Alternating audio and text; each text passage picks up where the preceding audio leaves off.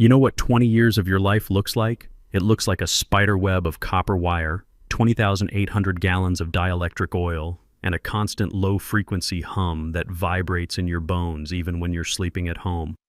I can feel that 60 hertz rhythm in my chest right now, sitting here telling you this story. I'm Brian Thompson, 48 years old, and I've been the electrical systems engineer for Great Lakes Metals in Ohio for 2 decades. This place eats electricity like a starving dog tears through a steak. We're talking 40 megawatts on a good day, enough power to light up a small city. I'm the guy who keeps those electrons flowing where they need to go. Been married to Linda for 22 years, got a mortgage on a little ranch house in Akron, and 2 kids who think dad's job is something with electricity. My son Danny's at Ohio State studying business, ironic considering what happened, and my daughter Sarah just started nursing school. Between college tuition and the mortgage, I can't afford to screw around with my career. This job isn't just a paycheck. It's everything. The factory isn't just a building to me. It's a living, breathing beast that needs exactly 13.8 kilovolts or it throws a tantrum that costs 6 figures per minute. I know its moods better than I know my wife's, and after 22 years of marriage, that's saying something. I know switchgear B gets sticky when humidity drops below 40%. I know the backup generator takes exactly 8 minutes to synchronize with the main grid without manual override because the phase converters drift. I know that Transformer 3 has a harmonic signature that sounds like a sick whale when the load exceeds 85%. This knowledge didn't come from textbooks. It came from being here at 3 a.m. when ice storms knocked out half the county. From crawling through cable runs with a flashlight between my teeth, tracing shorts that would fry a lesser man. From spending Christmas morning 2019 nursing a blown capacitor bank back to life because 450 people needed their paychecks that week. The guys on the floor respect that. Anthony Tony Rodriguez, who's been running the primary smelter for 15 years, big guy with forearms like tree trunks and a laugh you can hear over the machinery. He doesn't call maintenance when something sounds wrong. He calls me. Daniel Dan Murphy, 2 years from retirement, hands like leather and a sixth sense for failing bearings. He knows that if Brian's walking around with his coffee mug, everything's running smooth. If Brian's running, you better find some concrete and start praying to whatever God you've been ignoring. Then there's Ryan Walker. Ryan's 30 years old, wears suits that cost more than my monthly mortgage payment, and has a smile that looks like it was programmed by a marketing algorithm. He's the founder's son, took over operations 6 months ago when his old man decided his ticker couldn't handle the stress anymore. Old Walker moved to some golf resort in Arizona where the biggest electrical concern is whether the cart batteries are charged. Ryan doesn't know voltage from voltage drop. I'm not being mean here, it's just fact. Guy thinks efficiency is something you download from the cloud. He walks around the plant with this glossy tablet, frowning at equipment he doesn't understand, which is basically everything that isn't a coffee machine or copy printer. I saw trouble coming about 2 months into his reign. Started bringing in consultants. You know the type. Mid-20s kids with MBA degrees who look at a blast furnace and ask if we can optimize the thermal output by implementing lean methodologies. I watched them circle my department like sharks who'd read about blood in a business school textbook but never actually seen the real thing. The writing was on the wall, and by wall, I mean the grease-stained drywall of my control room where I'd taped up 20 years' worth of emergency contact numbers, shift schedules, and that picture Danny drew in 2nd grade of me fixing the big machines. That wall told the story of a guy who'd built his life around keeping other people's lights on. My control room is my domain. Kept at a crisp 62 degrees to keep the servers happy, smells like ozone and burnt copper. It's not cologne-friendly territory. The walls are lined with monitors showing real-time data from every corner of the plant. Voltage curves dancing across screens like electronic heartbeats. Temperature readouts from the smelter pots that run at 1,800 degrees Fahrenheit. Hot enough to melt copper pennies like ice cubes. I've got backup systems for my backup systems, and contingency plans for scenarios most people never dream about. What happens when a squirrel commits suicide on the primary transformer? I know. What do you do when the utility company's frequency drifts and threatens to throw our phase synchronization off by 3 degrees? I've handled it. What's the procedure when ice buildup causes flashovers on the 138 kV lines? Been there, done that, still got the scorch marks on my hard hat. But Ryan and his consultant buddies didn't see any of that. They saw spreadsheet line items. They saw a department that looked heavy on paper. They saw overhead that could be optimized with automation and remote monitoring solutions. The atmosphere started shifting around week 8 of Ryan's management adventure. Conversations got quieter when I walked past. People stopped making eye contact in the hallways. There's a specific silence that falls over a factory when layoffs are looming. It's heavier than the machinery noise, thicker than the summer heat that builds up in the casting area. My guys felt it too. Tony started asking more questions about procedures he'd known by heart for years.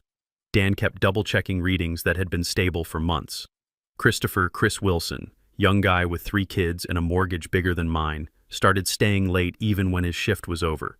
Like maybe if management saw him working harder, they'd leave him alone. I kept doing my job, kept the beast fed, kept my coffee mug full. But I also started making some preparations. Not sabotage, I'm not that kind of guy. Just cleaning house. You know how you accumulate stuff over 20 years? Personal notes, shortcut files, little cheat sheets that make your job easier. I had text files scattered across my computer with titles like Transformer 3 quirks and weekend startup procedures. Tiny, crucial details that lived in my fingertips, not in any official manual. Things like feeder 7 runs hot, ignore alarm until 95C, then check cooling pump. Or main breaker handle sticks left, jiggle twice or it won't engage properly. These weren't company secrets, they were survival guides. The knowledge that separates a guy who reads manuals from a guy who actually keeps the place running. But if Ryan and his efficiency experts thought I was heavy, maybe I needed to shed some weight. So I started deleting them, one by one. If they wanted automation and cloud-based solutions, they could figure out for themselves why the system hiccuped every Tuesday at 9:15 a.m. when the city grid switched substations. Yesterday morning, the summons came. Calendar invite titled Operational Restructuring Discussion.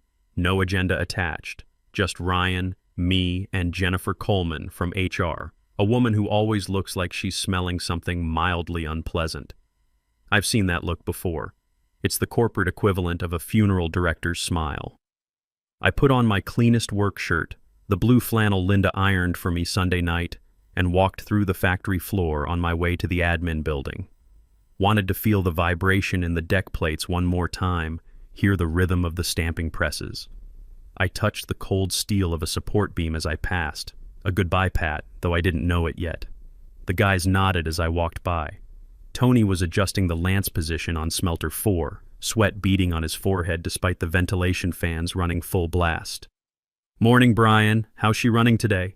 "Running hot, Tony," I said, which was our standard exchange. "Keep an eye on those thermal readings." Dan was hunched over a bearing assembly, using a stethoscope to listen for irregularities in the rotation. At 63, his hearing wasn't what it used to be, but his hands could still feel problems through metal and grease that younger guys would miss completely. "Bearing sounds good, Brian. No scoring in the races." Chris Wilson was training a new kid on proper lockout procedures. Safety first, production second. That was the rule I'd drilled into everyone. "Make sure that breaker's tagged out before you even think about opening that panel," Chris was saying. 460 volts will stop your heart faster than your ex-wife's lawyer. These weren't just coworkers. They were my crew, my responsibility. If something went wrong on my watch, these guys paid the price in blood, burns, or worse. That weight sits on your shoulders differently when you've got 20 years of keeping people safe under your belt. I walked into the conference room expecting a private conversation. Instead, Ryan had turned it into a spectator sport. Around the mahogany table sat department heads, sales managers, logistics coordinators, and 3 fresh-faced efficiency consultants with tablets and that eager look of people about to witness an execution. "Brian, take a seat," Ryan said, gesturing to the chair at the far end of the table. He was positioned at the head, naturally, next to a projector displaying a graph with a red line diving like a stone toward bedrock. The slide title read, "Legacy Costs and Operational Inefficiency." "I'll stand," I said. My knees lock up in cheap conference room chairs. Old Navy injury. That wasn't entirely true. My knees were fine, but I wanted the psychological advantage of standing while they sat. Plus, exit strategy. Harder to pin down a moving target. Ryan's practiced smile flickered just a bit. He clicked his laptop and the slide changed to a detailed breakdown of my department's costs. My salary, my benefits, overtime expenses, training budget, equipment maintenance, all projected in high definition for everyone to analyze like a medical examiner's report. As you can see, Ryan began, addressing the room instead of speaking to me directly, the Electrical Oversight Department represents a significant drain on operational efficiency. We're paying premium rates for manual intervention in an era of comprehensive automation. He gestured to one of the consultants, a kid who looked like he'd graduated last week with a degree in industrial optimization or some such nonsense. Our analysis indicates that current grid management functions can be seamlessly integrated into our existing SCADA software platform with minimal oversight requirements. The consultant nodded enthusiastically. The cloud-based monitoring solution provides real-time analytics with automated response protocols. Manual intervention becomes largely redundant. I almost laughed. Redundant. 20 years of keeping this place from burning down, and I was redundant. Brian, Ryan continued, effective immediately. Your position is being eliminated. We're implementing a comprehensive digital transformation of our electrical systems management. Cloud-based monitoring. Digital transformation. These people talked like they were selling smartphones, not trying to manage industrial equipment that predated their college careers. You're going to run a 40-year-old metals plant from the cloud, I said. Not a question. A statement. What happens when your internet connection hiccups, Ryan? What happens when latency hits 400 milliseconds and your phase synchronization drifts by 5 degrees? That's precisely why we have redundancy protocols, another consultant piped up. Squeaky voice, tie too wide for his narrow shoulders. The algorithmic response system compensates for network variations automatically. This time I did laugh. Wasn't a pleasant sound. Came from that part of your throat where years of industrial dust and cigarette smoke used to live. The algorithm, Junior? Your algorithm doesn't know that smelter number 6 has a hairline crack in the primary induction coil that creates harmonic feedback loops every time the ambient temperature drops below 50 degrees. I stepped closer to the table. The logistics manager actually leaned back in his chair. Your algorithm doesn't know that we have to ramp up voltage gradually on Monday mornings because the utility company switches grid configurations at 6 a.m. and causes transient spikes that can trip our protective relays. Your cloud-based solution doesn't understand that the backup generator's automatic transfer switch has a 2-second delay that requires manual load balancing or we lose synchronization entirely. That's exactly the kind of anecdotal folklore we're looking to eliminate, Ryan cut in, his voice getting sharper. We operate on data-driven decisions, Brian, not tribal knowledge. Tribal knowledge. Folklore. I'd kept this place from catastrophic failure dozens of times, and they called it folklore. I've prevented 4 major electrical failures in the last 18 months, I said, voice steady and low. Each one would have cost more than my entire annual salary. You call it folklore, I call it physics. Fire me, you lose the translator. These machines don't speak English, Ryan, they speak voltage and amperage. And right now they're telling me you're about to make a very expensive mistake. Enough. Ryan slammed his hand on the table, theatrical gesture that probably looked good in whatever leadership seminar he'd attended. This isn't a negotiation. It's a notification. You're terminated. Security will escort you to collect your personal items. He slid a packet of papers across the polished wood. Standard severance package. 2 weeks' pay for every year of service, provided I signed the non-disclosure agreement and promised not to disparage the company publicly. I looked at those papers. Then I looked at Ryan. I felt that cold clarity you get when electrical equipment fails. Immediate damage assessment, rapid calculation of repair options. Only this time, I wasn't going to repair anything. You know what your problem is, Ryan? I asked, my voice dropping to barely above a whisper. You think I'm expensive. But I'm the cheapest insurance policy this company ever bought. You're trading a firefighter for a smoke detector with dead batteries. I reached into my pocket and pulled out my security badge. Worn smooth from 20 years of daily use, lanyard stained with grease and coffee. I placed it gently on the conference table. I'll clear out my office, I said. But let me give you some free consulting advice since you love consultants so much. I leaned forward, placing my hands on the back of the empty chair. The smelters run on a buffered power supply system. That buffer gets manually calibrated every 3 hours to compensate for utility grid frequency drift. I performed the last calibration at 7:30 this morning. It's now 10:45 a.m. Ryan was already rolling his eyes, but I continued anyway. In exactly 25 minutes, that frequency drift will exceed the safety threshold parameters. Your automated system will attempt to correct the variance, but it can't compensate because the sensors on pot line 2 are fouled with carbon particulate buildup. I was planning to clean those sensors after lunch. "We have maintenance crews," Ryan said dismissively. "Your maintenance crews fix broken pumps and replace worn belts," I replied. "They don't touch the programmable logic controllers because they're appropriately terrified of 480-volt switchgear." "You have 25 minutes, Ryan. If that drift isn't manually corrected, the safety interlocks will trip automatically. Power to the smelting pots will be interrupted." I straightened up, adjusted my collar.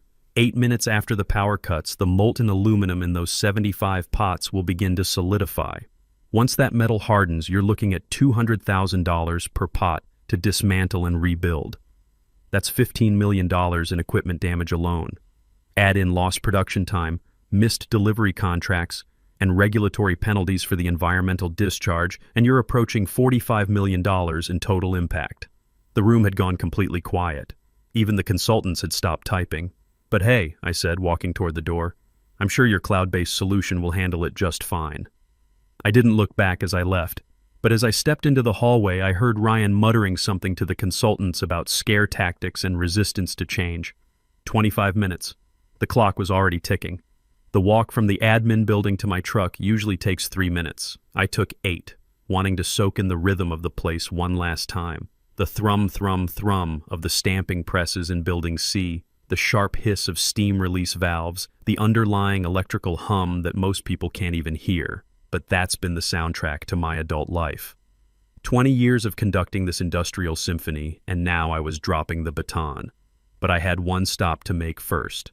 My truck was parked near the auxiliary control shed, a small brick building that most people mistake for a utility closet.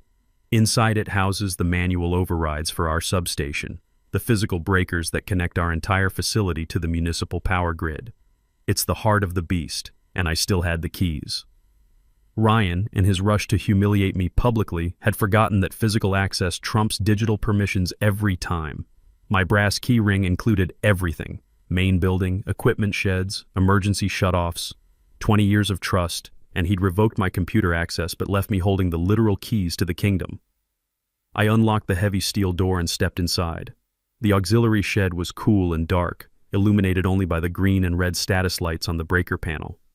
The electrical hum was louder here, a physical pressure against your eardrums that told you this was where serious power lived.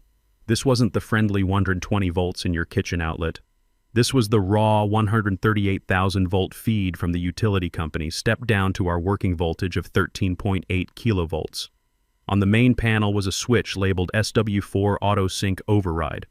This was the heart of Ryan's automation fantasy. The software system continuously tries to synchronize our internal electrical frequency with the city's power grid. Problem is, the city grid is dirty. It fluctuates, surges, dips. When our monitoring software detects too much variance, it assumes something catastrophic is happening and automatically shuts down all non-essential systems to protect the equipment.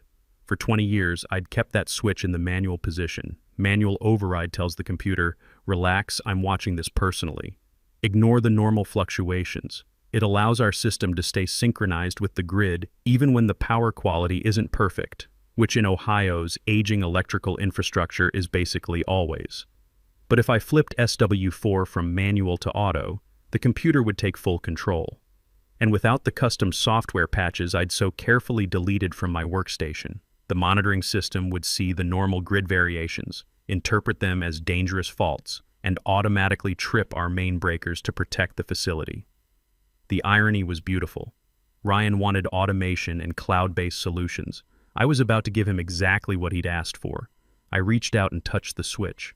My hand was steady. 20 years of handling high-voltage emergencies had taught me to stay calm under pressure. This was just another electrical problem that needed solving, except this time, I was creating the problem instead of fixing it. "You want full automation, Ryan?" I whispered to the humming machinery. "Congratulations. You got it." Click. I flipped the switch from manual to auto. The status light flickered once, then turned solid red. The hum in the room didn't change, the lights didn't dim. To an untrained observer, absolutely nothing had happened. But I just removed the safety net, activated a time bomb that would detonate in approximately 18 minutes when the next monitoring cycle completed. I stepped outside, locked the door behind me, and walked to my truck. 15-year-old Ford F-150 with 180,000 miles, rust spots on the wheel wells, and a bumper sticker that read, "I am the warranty." I climbed in, started the engine, and began driving away from the only job I'd known since I was 28 years old. As I pulled out of the parking lot, I saw Kevin Parks, head of security, doing his rounds in a golf cart. Kevin was good people. Brought donuts on Fridays, remembered everyone's kids' names, never power-tripped with his badge. He waved at me, probably assuming I was heading to lunch. "Leaving early today, Brian?" he called out, slowing his cart. "Yeah, Kev," I replied, engine idling, taking some time off. "Ryan's orders." Kevin frowned, confused. He'd been here 12 years, knew the rhythms of the place. Time off? What about the afternoon calibration checks? "Not my problem anymore," I said, putting the truck in drive. "Hey, Kevin, do me a favor, stay out of Building C for the next hour. Take your rounds outside." "Why? What's wrong with Building C?" "Nothing yet, just trust me on this one." I drove away, watching Great Lakes Metals shrink in my rearview mirror. The facility looked peaceful from a distance, white steam rising from cooling stacks, the American flag snapping in the breeze above the main entrance. You'd never guess that in about 15 minutes, all hell was going to break loose. I didn't go home. Home was quiet, and when it's quiet, I think too much. Instead, I drove to Murphy's Tavern, a dive bar 4 miles up Route 21 that smells like cigarettes and regret. It was 11:20 a.m. on a Tuesday, so the only customers were me, a guy who looked like he'd been living in his car since the Bush administration, and Michelle O'Brien, the bartender with hair that defied both gravity and common sense. "Little early for the hard stuff, isn't it, Brian?" Michelle asked, wiping down a glass that would never truly be clean. "Celebrating," I said, sliding onto a stool. "Career transition, immediate and involuntary." Michelle raised an eyebrow but poured a shot of Jim Beam without being asked. I'd been coming here after particularly rough shifts for 8 years. She knew my drink, knew I wasn't much for conversation, knew that sometimes a man needed whiskey at noon and it wasn't her place to judge. I placed my cell phone on the bar, screen down, but even face down I could feel it beginning to vibrate. Bzzt, bzzt, like an angry insect trapped under a glass. My dashboard clock read 11:35 a.m. Right about now, the monitoring software would be completing its analysis cycle. The automated systems would be detecting the natural frequency variations in the municipal grid. Without my override patches, the computer would be interpreting normal power fluctuations as dangerous anomalies. On the factory floor, the guys would be starting to notice subtle changes. The steady hum of the main motors would be developing a slight, irregular warble. The fluorescent lights in the break room would begin an almost imperceptible flicker. Nothing dramatic yet, but to experienced industrial workers, these were early warning signs that something was going wrong with the electrical systems. Tony would be the first to notice. 15 years of working around high-voltage equipment gives you a sixth sense about power quality. He'd probably check the voltage readings on his station, see numbers that looked slightly off, maybe call over to Dan for a second opinion. Dan, with his 30 years of troubleshooting experience, would recognize the symptoms immediately. Frequency drift, phase imbalance, the kind of electrical instability that made old-timers nervous because they'd seen what happened when it went uncorrected. Both of them would be looking for me right about now. My phone was vibrating more frequently. I flipped it over to check the screen. 3 missed calls from Ashley Martinez, my assistant engineer, 2 from the main plant number, 1 from Ryan himself. The text messages were starting to pile up. "Brian, where are you? Seeing some weird fluctuations on the main bus. Voltage monitors showing yellow warnings. Should I call you? Brian, we need you. Something's wrong with the grid synchronization." I ordered another whiskey and turned the phone back over. The crisis was just getting started. 12 o'clock hit like a sledgehammer. On the TV mounted in Murphy's Corner, the local news cut to breaking coverage. Industrial emergency at Great Lakes Metals plant. The helicopter footage showed black smoke billowing from our main stack. Emergency venting from the smelting operations. When those pots lose power and start to cool, they release toxic gases that look like smoke. The EPA doesn't appreciate that kind of thing. My phone had stopped ringing for exactly 4 minutes, which was the most terrifying silence of all. That meant they'd stopped panicking and started strategizing. probably going over Ryan's head straight to the top of the corporate food chain. At 12:15 p.m., a black Lincoln Continental screeched into Murphy's gravel parking lot, sending dust clouds across the lot like something out of an action movie. This wasn't Ryan. Ryan drove a Tesla Model S because he thought it gave him environmental credibility. This was old-school Detroit steel, the kind of car that important people rode in when the world was ending. The door flew open and Scott Anderson stumbled out, chairman of the board, 62 years old Walker's right-hand man since before I'd started working there. Scott looked like he'd been dragged out of a bunker during an air raid. Rumpled golf shirt, khakis wrinkled, hair sticking up like he'd been running his hands through it. He burst through Murphy's front door, letting in a blast of October sunlight that temporarily blinded everyone inside. His eyes swept the room, found me sitting calmly at the bar with a whiskey in front of me, and he practically jogged over. "Brian," he gasped, completely out of breath. "Thank God. You have to come back. Right now." I didn't turn around on my stool, kept watching the news coverage on the fuzzy TV screen. The reporter was interviewing our fire chief now, asking about potential evacuation procedures for the surrounding neighborhoods. "Get in line, Scott," I said, taking a slow sip of Jim Beam. "I'm enjoying my early retirement." "The potline temperature is down to 1,650 degrees, Scott said, panic making his voice crack. "We've got maybe 15 minutes before the aluminum hardens past the point of salvage. 15 minutes, Brian." "Sounds like a management problem to me," I replied without emotion. "Ryan assured me your cloud-based automation system could handle everything. Maybe try turning it off and back on again." Scott actually grabbed my shoulder, tried to spin me around to face him. I didn't budge. "Ryan's a complete moron," Scott shouted loud enough that Michelle stopped pretending to clean glasses and the drunk guy in the corner actually woke up. "We fired him. Well, suspended him, pending a full investigation into this disaster. Whatever you want, Brian. Name your price. Just get in that car." "You fired him?" I raised an eyebrow, finally turning to look at Scott.